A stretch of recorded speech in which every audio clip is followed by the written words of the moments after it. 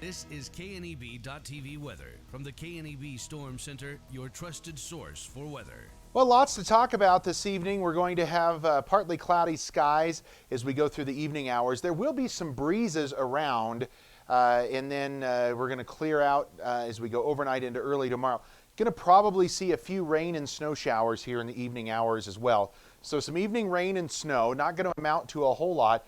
Windy, colder conditions coming starting tomorrow and even colder for next week. And yeah, lots of question marks in the extended forecast and how cold it's going to get. We'll talk about that here in a little bit. Yesterday, 65.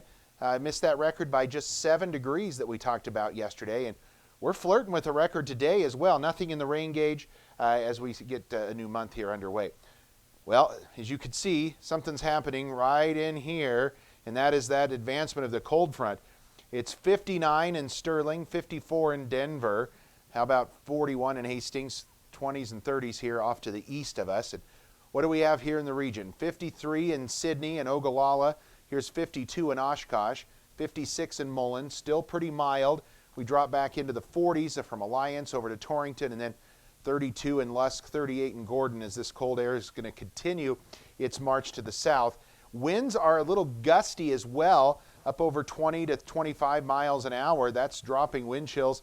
Not much to concern about wind chills to the south, but how about 21 for a wind chill there in Lusk? That's going to come our way across the region, and after highs today in the 60s, that is going to feel substantially colder out there.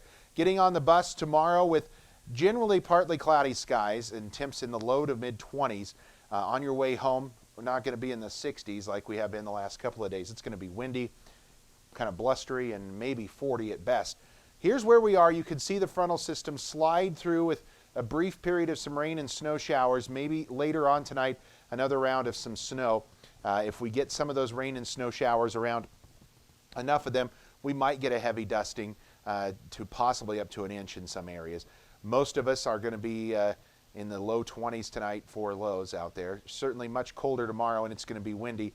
Maybe a very brief chance at a snow shower early in the morning. It's just going to be windy and cold throughout the day tomorrow.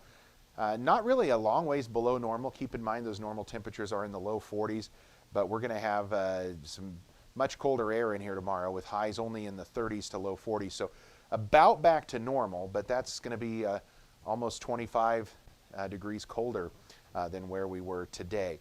Precip, probably going to get a little bit, maybe a couple of hundredths, maybe up to a tenth of an inch in a few areas, and it will come with a little bit of light snow. Again, most of us are going to stay fairly light, under an inch for most of us, maybe a bit more from Lusk over towards Gordon.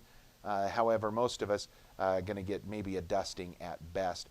And as we look out, still starting to see a bit of consensus in the longer range models at what might be happening a little later on. It's pushing more of that snow to the north and east away from us, but can't completely rule some of that out later on in the weekend. Cloudy, rain and snow showers, some clearing overnight, lows down around 21. For tomorrow, how about 41 with windy conditions, much colder than where we were today. Wind's going to gust over 45 at times. And our 7-day forecast, we stay about 40 or so on Friday.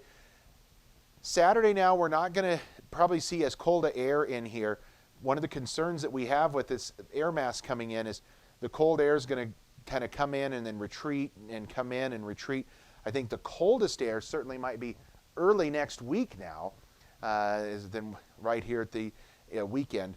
We'll have to see. It's going to be a dicey line. We could have 30 or 40 degrees difference in temperatures over the weekend from, say, Kimball to Chadron. That will be a pretty big gradient, and temps could fluctuate throughout the day as well. So lots of uncertainty there in the extended forecast, but certainly colder weather is the trend as we go through the next 7 days.